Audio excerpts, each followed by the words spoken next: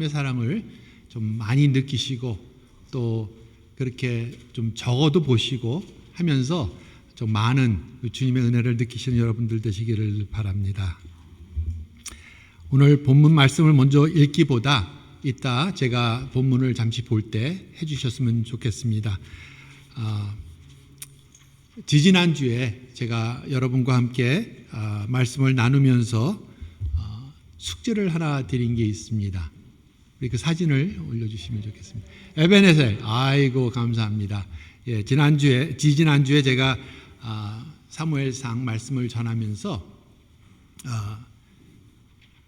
숙제를 하나 드렸는데 그 숙제가 돌을 찾으셔서 사무엘상 7장 12절 적고 에베네셀을 쓰면서 이 돌을 볼 때마다 여기까지 인도해 주신 하나님을 기억하고 감사하고 찬양하는 그런 시간을 가지셨으면 하는 마음으로 그런 숙제를 드렸습니다. 하신 분, 예, 몇 분 계시네. 더 계실 수도 있겠지만 부끄러워서 손을 안 드셨을 수도 있겠지만 안 하셨다면은 제가 이것을 안 물어볼 줄 알으셨죠? 제가 그때 2주 후에 왔을 때 여러분께 이것을 물어본다고 말씀드렸는데 제가 왜 이것을 꼭 짚고 넘어가냐면은 우리가 말씀을 듣고 우리가 적용하지 않으면은 바리새인 같이 됩니다. 바리새인이 머리에 든 것이 없어서가 아니라 머리에 든 것은 많은데 실생활에 적용을 제대로 못해서 그래요. 하나님의 말씀을 들을 때마다 한 가지라도 꼭 짚고 적용하시는 여러분들 되시기 바랍니다. 그래서 지난번엔 제가 돌을 드리고 이렇게 했으면 하고 제가 드렸는데 오늘 말씀 끝에도 숙제를 하나 드릴 겁니다. 그때도 기억하셨다가 꼭 적용하셨으면 많은 은혜 받으시리라 생각이 됩니다. 오늘 여러분과 함께 나눌 내용은 구약 성경 잠언서에 있는 말씀입니다. 잠언 30장 24절부터 28절에 있는 말씀인데 잠언서를 보면은 대부분이 솔로몬 왕이 썼다고 저희들이 잘 알고 있습니다. 그렇죠. 지혜스러웠고 또 가장 지혜로웠다고도 볼 수 있는 솔로몬 왕이 썼는데 그중 다른 몇 사람들도 이 잠언서의 말씀을 지혜를 기여했습니다. 그 중에 한 명이 우리 다음 사진을 보여주시기 바랍니다. 한 명이 바로 아굴이라는 사람입니다. 이 아굴이라는 사람은 잠언 30장의 저자로 등장합니다. 어떻게 보면 아굴의 기도라고도 하는데 이 아굴이라는 사람이 하는데 이 본문을 오늘 저희들이 살펴보면서 우리 일상생활에서 매일매일 삶 가운데에서 하나님이 주시는 영적인 교훈을 얻는 것을 좀 배워보고 깨달을 수 있는 저와 여러분들이 되기를 바랍니다. 이 아굴이라는 사람이 등장하는데 이 30장 1절에 오늘 보시면은 야게의 아들 아굴의 말씀이라 그가 이디엘과 우갈에게 이르되 라고 하고 30장이 시작을 합니다. 이 언급된 4명의 인물 중에 저희들이 잘 아는 사람이 아마 없으리라 생각이 됩니다. 왜냐하면은 이 아굴이라는 사람은 이 구절에 딱 한 번만 이 구절 1절에 등장하기 때문에 그렇습니다. 성경에는 이 아굴이 누군지 야게가 누군지 이디엘이나 우갈이 누군지 자세하게 설명해 주는 것이 없습니다. 그러면 이들은 누구였고 또 이들이 어떤 사람이었기에 이 잠언서에 들어갔나를 생각해 볼 수가 있겠습니다.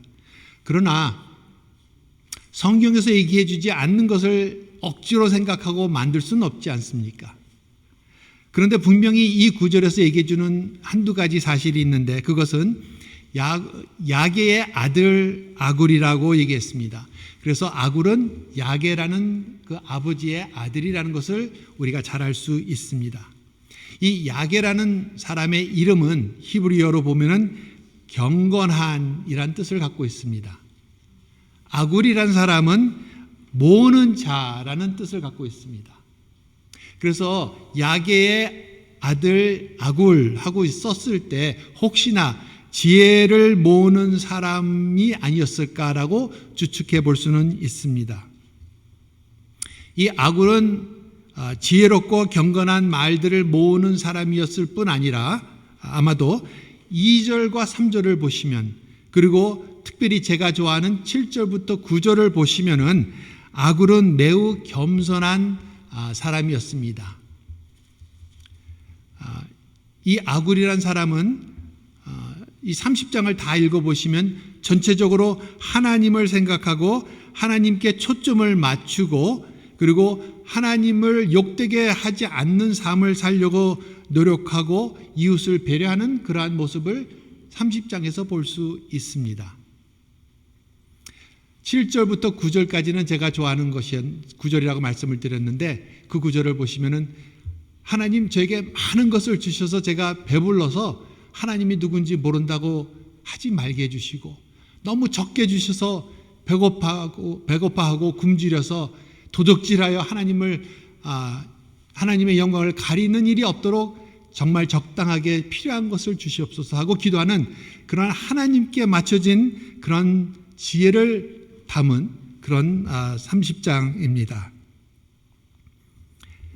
그리고 이 아굴이 이 30장에서 평범한 아주 피조물로서 우리가 배울 수 있는 교훈들을 제시합니다.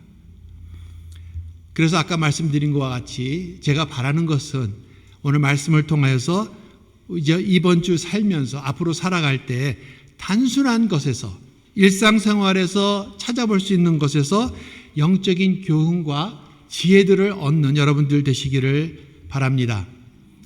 그렇게 힘들지가 않아요. 그래서 제가 먼저 하나 이 예화를 좀 드리도록 하겠습니다.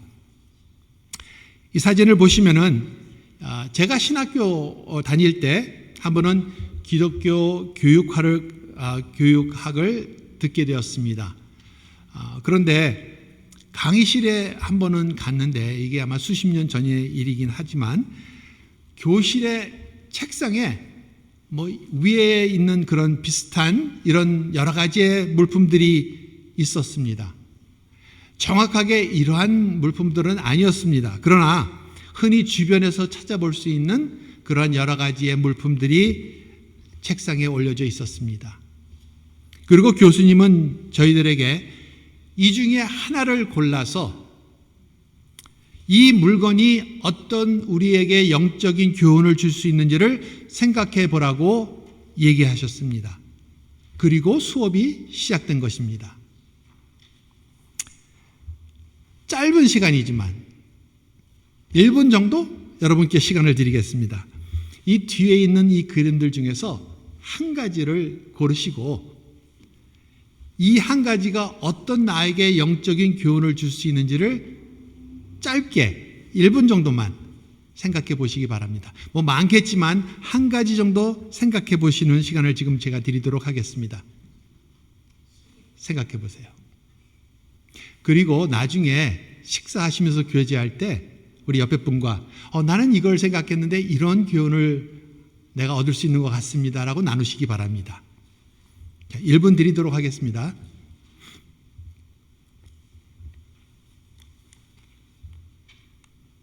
저를 쳐다보지 마시고 뒤에 있는 그림 중에 하나를 선택하시고 생각해 보시기 바랍니다.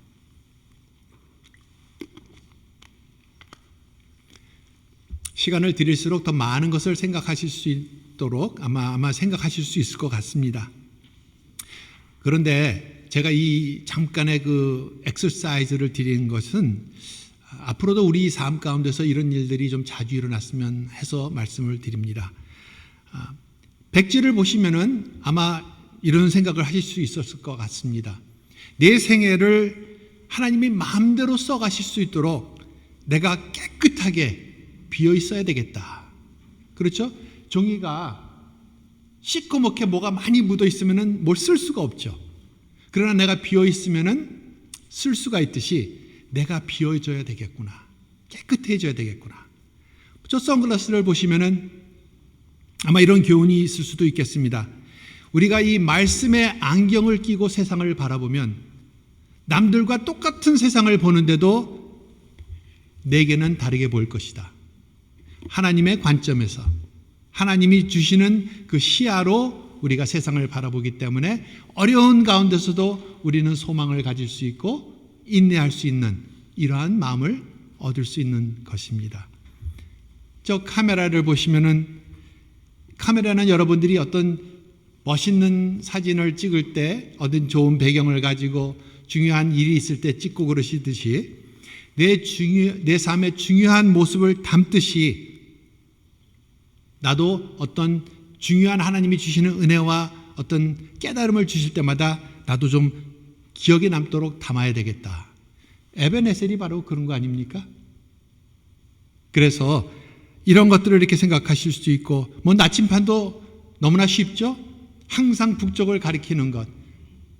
나침판을 보면은 항상 북쪽을 가리켜서 어디에 내가 있든지 길을 잃어도 어디가 북쪽인지 알 수 있게 해주듯이 하나님의 말씀이 항상 우리가 보면은 하나님을 가리키고 하나님의 영광을 지적해 주시고 내 삶 가운데 어떻게 살아가야 되는지를 가리켜 주시는구나 하고 깨달을 수가 있는 것입니다.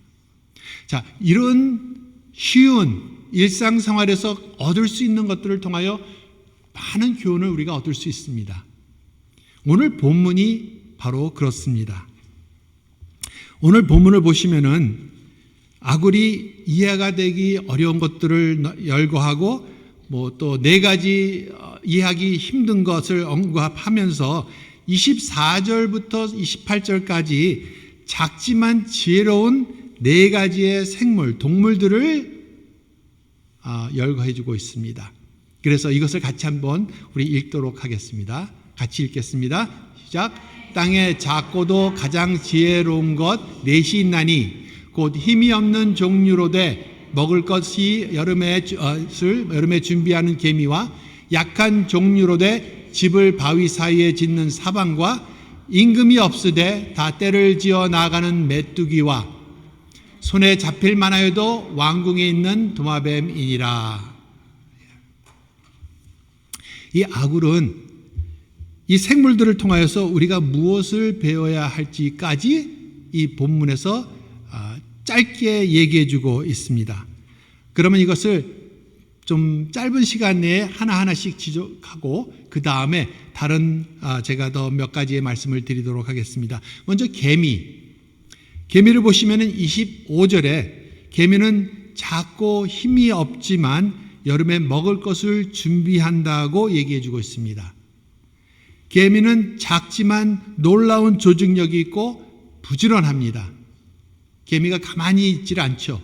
항상 움직이면서 그냥 움직이는 것이 아니라 앞으로를 위해서 준비하고 여름철에 겨울을 준비하는 부지런한 준비하는 자세를 갖고 있습니다. 미래를 내다볼 수 있는 지혜, 바로 이것을 지적해 주고 있는 것입니다. 우리는 하나님을 믿는 백성으로서 당장 내 앞에 있는, 눈앞에 있는 것들만 바라보고 여기에 따라 내 감정이 움직이는 것이 아니라 미래를 바라보고 훗날에 있을 일을 기억하면서 준비하고 믿음을 가지고 살아나가야 된다는 것을 얘기해 주고 있는 것입니다. 그래서 사도 바울 선생님은 뭐라고 그러셨습니까? 위의 것을 보라. 땅의 것을 보는 것이 아니라 위의 것을 보라. 미래 것을 보라고 얘기해 주고 있는 것입니다. 우리는 육신의 것을 준비하고 끼니에 따라 준비해서 음식을 먹곤 합니다. 이와 같이 영적으로도 우리는 준비해서 말씀으로 기도로 경건의 시간을 가지고 무장하여서 혹시 우리 삶 가운데 앞으로 미래에 사망의 골짜기 같은 일이 생겨도 그런 일을 만나도 두려워하지 않도록 준비해야 된다는 것을 우리 개미를 통하여서 가르쳐주고 있는 것입니다. 또한 개미는 혼자 일하는 것이 아니라 공동체 가운데 일하고 있습니다. 교회도 공동체입니다. 우리 모두가 공동체 안에서 각자의 역할을 잘 맡아서 해결하고 열심히 신실히 함으로써 하나님 나라가 준비되고 또 하나님 나라와 우리 함께 할 수 있는 그런 경험을 할 수 있게 되는 것입니다. 개미처럼 부지런하게 겸손히 또 꾸준히 준비하시는 여러분들 되시기를 주님의 이름으로 축원합니다. 이것을 계미를 통하여 배울 수 있는 것이에요. 그러나 두 번째, 사반이라는 이런 동물이나 이름은 아마 흔하게 듣는 이름이 아니라서 좀 생소하시리라 생각이 됩니다. 히브리어로 보면은 사판이라고 하는데 한국말 사반이라고 그대로 우리 번역한 것 같습니다. 어떤 번역에서는 이것을 사반이라고 안 하고 바위 너구리라고도 번역하는 그런 번역서가 있습니다. 영어로는 rock badger, coney 이런 단어가 있는데 이런 단어도 사실 익숙치 않은 그런 단어입니다. 이 사반이라는 동물에 대해서는 26절에서 약한 동물이라고 언급하면서 이 약한 동물이지만 바위 사위에 집을 지어서 본인의 위험함을 보호한다고 얘기해주고 있습니다. 겁 많고 약한 이 동물이 지혜롭게 바위 틈에 집을 지어서 위험으로부터 보호한다라는 말을 해주고 있습니다. 그래서 천적이 나타나도 바위 사이에 숨어서 쉽게 공격을 당하지 않는다는 걸 얘기해주고 있는데, 이 사반은 우리가 안전한 피난처를 잘 얻어야 된다는 것을 가르쳐주고 있는 말씀입니다. 성경에서 보시면은 바위, 반석을 종종 하나님으로 의미합니다.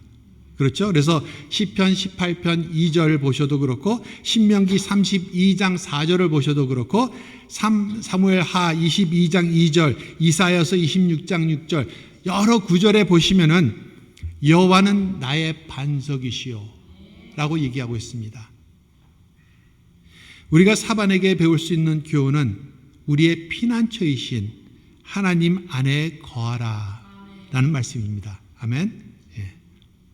아무리 우리가 연약해도 하나님이란 견고한 반석 안에 있으면 우리는 안전하다라는 말씀을 가르쳐주고 있는 것입니다. 메뚜기 27절에서 메뚜기에 관해서는 이렇게 얘기해주고 있습니다. 임금이 없는데도 다 떼를 지어 잘 다닌다고 설명해주고 있습니다. 메뚜기에는 왕도 없고 지도자도 없습니다. 개미도 있는데 벌들도 있는데 근데 메뚜기만 없습니다. 그럼에도 불구하고 질서를 가지고 함께 잘 움직여주고 있습니다. 수많은 메뚜기들이 방향을 잃지 않고 떼를 지어 다니면서 움직이는 모습은 참 인상적인 것입니다. 메뚜기에게 우리가 배울 수 있는 점은 교훈은 바로 이것입니다. 질서와 단합의 힘. 임금이 없음에도 불구하고 이렇게 단합적이고 질서를 갖는 것과 같이 자발적으로 순종하고 자발적으로 활동하는 그러한 모습입니다. 교회도 이와 같아야 됩니다. 아까 우 장로님이 잠시 말씀하셨던 것과 같이 지금 담임 목사님이 공석인 이 가운데 메뚜기와 같다면 자발적으로 단합해서 같이 움직이게 되는 것입니다. 우리 하는 사람 한 사람은 다 다를지라도 그리스도 안에서 우리는 하나이고 한 몸을 이루기 때문에 이렇게 같이 봉사하면서 우리 질서를 가지고 메뚜기와 같이 이렇게 열심히 함께 움직이는 우리 사크라멘토 침례교회 교인들 되시기를 바랍니다. 네 번째 이 동물이 나오는데 이것은 바로 도마뱀입니다. 28절에 보면은 손에 잡힐만 하여도 왕궁에 있다고 얘기해 주고 있습니다. 사실 징그럽기는 해도 손에 잡을 수 있습니다. 저는 이제 아이들이 어렸을 때 저 집 근처에서 작은 도마뱀을 곧 잡고 병에다 넣어서 아이들에게 도마뱀을 보여주곤 했습니다. 그런데 성경에서는 이 도마뱀이 왕궁에까지 들어간다고 말합니다. 우리가 백악관이나 청와대를 쉽게 들어갈 수는 없죠. 그러나 도마뱀은 쉽게 들어가죠. 인간의 손에 잡힐 만하고 약하지만 어떤 기회를 포착하면 누구보다 높은 곳에 임할 수 있다는 것을 얘기해 주고 있습니다. 그래서 이 도마뱀을 통하여서 아굴이 주는 교훈은 작지만 담대해라. 작지만 담대하라. 이 세상에는 우리 그리스도인이 미련하게 보일 수 있습니다. 이 세상은 우리들을 나약하다고 볼 수 있습니다. 보잘것없고 어리석다고 볼 수도 있습니다. 그러나 주 안에서 겸손하고 담대하시길 바랍니다. 하나님께서 때가 되면 높이시고 여러분을 크게 쓰리라 믿습니다. 그래서 베드로전서 5장 5절에서는 하나님이 교만한 자를 대적하시되 겸손한 자들에게는 은혜를 주시느니라 라고 말씀하십니다. 하나님의 나라는 크고 강한 사람들보다 겸손한 마음과 믿음으로 담대히 나가는 사람들이 쓰임을 받는 그러한 곳입니다. 그래서 약한 도마뱀일지라도 왕궁에까지 들어가는 그런 모습처럼 약할 나일지라도 겸손한 마음으로 담대하게 주님께 나아가시면은 주님이 크게 쓰시는 여러분들 되시리라 믿습니다. 근데 아굴은 이 네 가지 동물을 언급하면서 교훈을 주고 이 네 가지를 통해서만 배울 수 있고 그 외에는 배울 수 없다고 얘기해 주는 것이 아닙니다. 예를 들어서 네 가지를 지적해 준 것이죠. 그러니까 그 외에도 일상생활에서 조금 우리 영적인 눈을 좀 뜨면은 많은 교훈을 얻을 수 있는 것들이 많습니다. 나비의 변형되는 그런 모습을 생각하면은 우리가 많은 또 교훈을 얻을 수 있습니다. 지난 4월에 세금을 내는 때는 우리가 언젠가 하나님 앞에서 세금을 해야 되는구나 하고 우리가 세금 낼 때마다 그런 교훈을 줄 수도 있습니다. 졸업식에 가면은 우리가 어떤 스테이지를 마침을 하고 그 다음 세대로 넘어가는구나, 그 다음 단계로 넘어가는구나 하면서 우리 생애도 졸업식이 있을 텐데 그 다음에는 잘 준비를 하고 있는가, 여러 가지 교훈을 얻을 수가 있습니다. 예수님도 주변에서 흔하고 일상적인 것으로 우리들에게 교훈을 가르쳐 주십니다. 그래서 예수님의 신성을 떡이라고도 표현하시고 또 빛이라고도 하시고 양의 문이라고도 하시고 포도나무라고도 비유하시기도 했습니다. 그리고 주님의 사명을 목자의 삶으로도 표현하셨습니다. 예수님께서는 길을 가시다가 길을 보고도 또 결혼식에서도 또 어떤 동전이나 새나 자녀를 보고 또 보리를 보고 잔치와 돌, 양 이러한 주변에 널리 깔려 있고 흔하게 볼 수 있는 것을 통하여서 우리에게 영적 교훈을 많이 주셨습니다. 우리 주변에도 이렇게 흔하고 일상적인 것에서 영적 교훈을 우리는 얻을 수 있고 얻는 그런 버릇과 안목을 가지시길 바랍니다. 그것이 바로 아굴이 해주고 있는 오늘 말씀입니다. 그래서 몇 가지 여러분과 함께 일상생활에서 우리가 할 수 있는 것들을 또 몇 가지 더 예로 보도록 하겠습니다. 이 물병, 코스코에서 사시면은 이 물병이 아마 25전 정도 되리라 생각합니다. 물론 케이스로 사시지만 낱개에 하나 한 25전 정도 되지 않을까 생각이 됩니다. 근데 이 물병을 마케트에서 하나 사시려고 하면은 한 1불은 주셔야 됩니다. 이 같은 물병을 혹시 식당에서 식사하시면서 이것을 주문하면은 호텔이라든지 한 3불씩을 내셔야 됩니다. 같은 물병이에요. 그런데 더 나아가서 공항에서 디즈니랜드에 가서 이 물병 하나를 사시면은 5불 정도는 주셔야 됩니다. 이게 같은 물병이고 같은 물이고 같은 제품인데 장소에 따라서 가격이 변합니다. 우리는 세상에서 이런 소리를 듣습니다. 부자나 유명하거나 어떤 인플루언서이거나 상류층이거나 권력이 있거나 학벌이 있어야 우리의 가치가 올라간다. 존재감이 있다고 얘기해 주고 있습니다. 그건 이 세상에서 얘기해 주고 있는 것입니다. 그러나 성경은 뭐라고 말씀을 하고 있습니까? 그리스도 안에 있으면 우리는 이러한 배경이 중요하지 않다고 얘기해 주고 있습니다. 그래서 갈라디아서에 보면은 사도 바울은 이렇게 얘기해 주고 있습니다.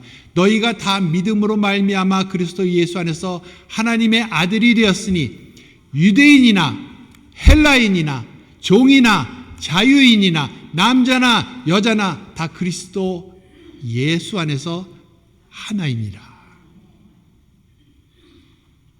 성별, 외모, 나이, 학력, 직업, 어떤 경제적인 사회의 직위나 직분이나 어떤 수준이 아무 상관이 없다는 것입니다.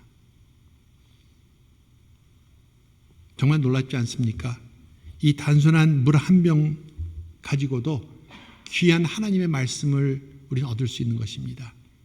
어디에 있느냐에 따라서 내 존재가 달라지듯이 예수님 안에서 하나님 안에 있으면 가장 귀한 존재로서 여러분들이 인정받는다는 것입니다.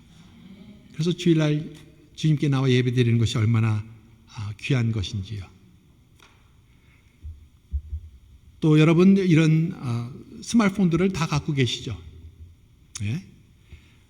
이런 스마트폰이나 아이패드나 또 뭐 노트북 갖고 계신 분들이 보면은 가끔 이렇게 쓰시다 보면은 이렇게 배터리가 다 떨어져서 방전된다는 이런 사인이 뜹니다. 그렇죠?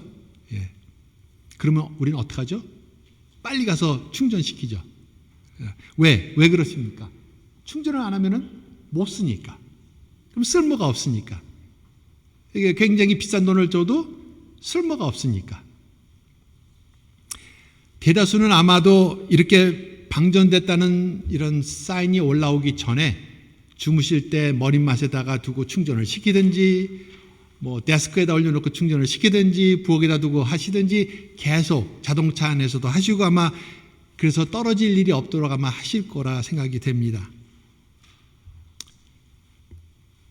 이러한 전자제품들은 벽에 있는 아울렛에다가 전기 꽂는 데다가 꽂아서 하면은 충전이 되죠. 그런데 우리의 몸은 어떻게 충전합니까?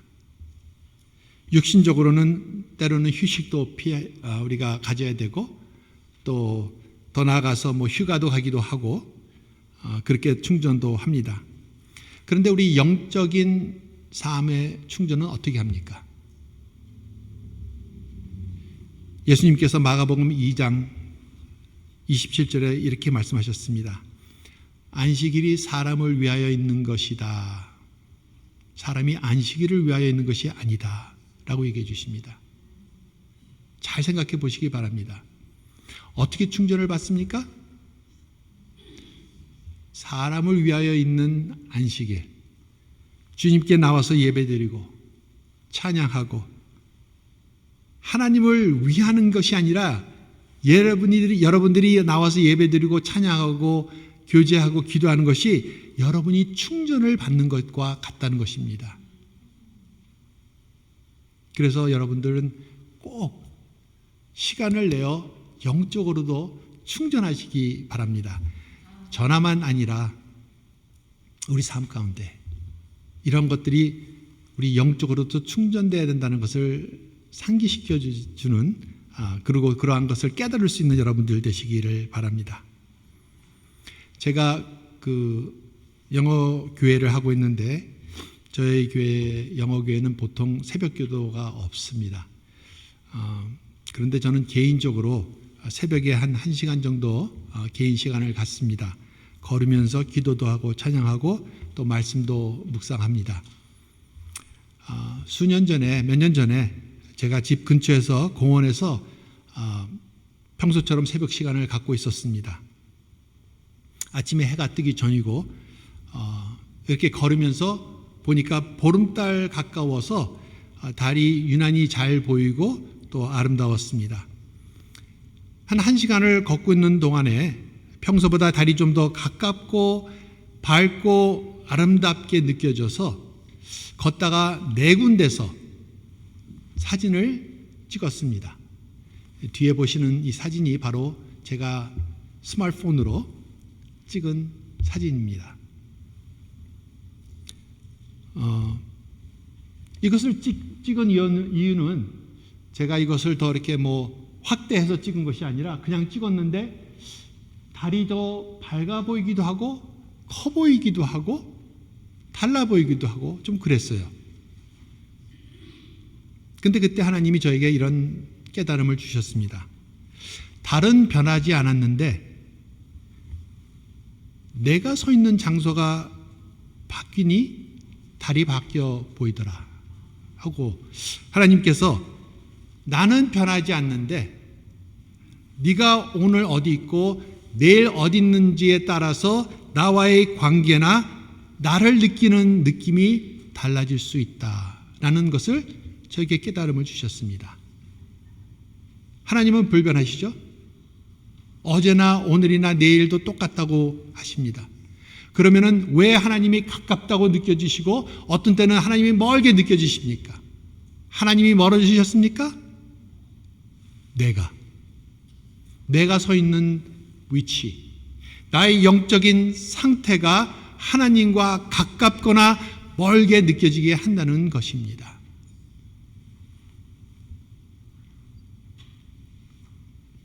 그래서 이 사진을 찍어서 제가 기록했던 것입니다.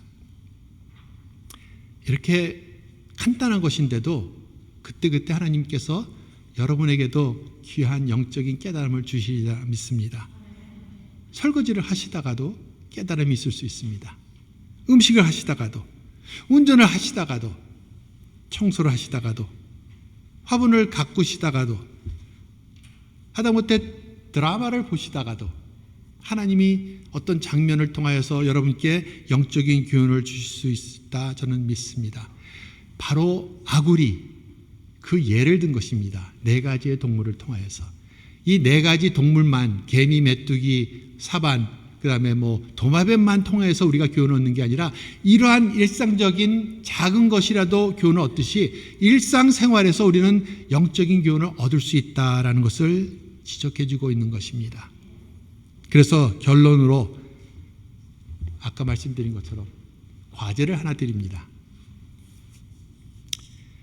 이번 주일에 주중에 이제 일상생활을 여러분들이 하시는 일을 하시다가 하나님이 영적인 깨달음을 주시면은 어떤 물건을 통해서나 어떤 일을 통해서나 어떤 깨달음을 주시면은 노트북에다 적으시기 바랍니다. 몇 월 며칠 뭐 하다가 어떤 깨달음을 주셨다 하고 적으시기 바랍니다. 왜냐하면 우리가 아무리 기억력이 좋아도 우리의 뚜렷한 기억력이 있다 하더라도 흐릿한 잉크만큼 오래가지 않습니다. 그래서 내가 기억하면 되겠지 생각하지 마시고 조금이라도 적어두시기 바랍니다. 저는 수년 전부터 하나님이 이렇게 주시는 깨달음이 있으면 컴퓨터에다가 바로 기록합니다. 그래서 아까 그 찍은 달 사진들이요, 2022년 2월 16일 날 아침에 주신 말씀입니다. 그리고 연말에 제 아이들이랑 모이면은 아빠로서 제 자녀들에게 한 해 동안 하나님께서 가르쳐 주신 깨달음, 사랑, 감사할 것들을 나눕니다. 몇 월 며칠 뭐 할 때, 어떤 일이 있었을 때 하나님이 이런 은혜를 주셨다, 이런 깨달음을 주셨다, 이런 감사한 마음을 주셨다. 여러분들에게 드리는 과제는 바로 그겁니다. 적으세요. 하나님의 은혜를. 오늘 은혜를 많이 받아도 1주, 2주 지나면 잊어버립니다. 그래서 하나님이 주실 때마다 적으시는 것을 여러분께 과제로 드립니다. 제가 언제 여러분과 함께 다시 만나서 예배를 드릴 수 있는지는 모릅니다. 그러나 꾸준히 열심히 하나님이 주시는 깨달음을 적으면서 서로 나누고 기회가 되면은 서로 나눠서 뿐만 아니라 자녀들에게도 나눠주고, 그래서 주님이 영광 받으시고 여러분들에게는 더 많은 은혜와 축복이 있으시기를 주님의 이름으로 축원합니다. 네, 기도하시겠습니다.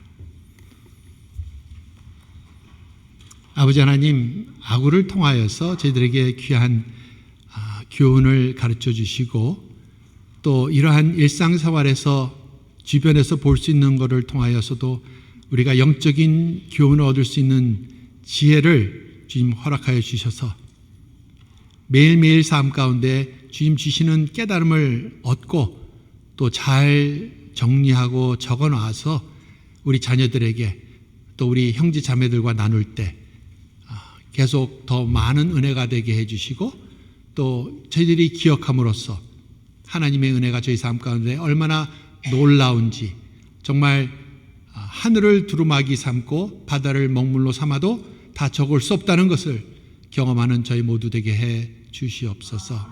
감사드리면서 우리 주 예수님 이름으로 감사하고 영광 돌리면서 기도드리옵나이다. 아멘. 우리 다 같이 일어나셔서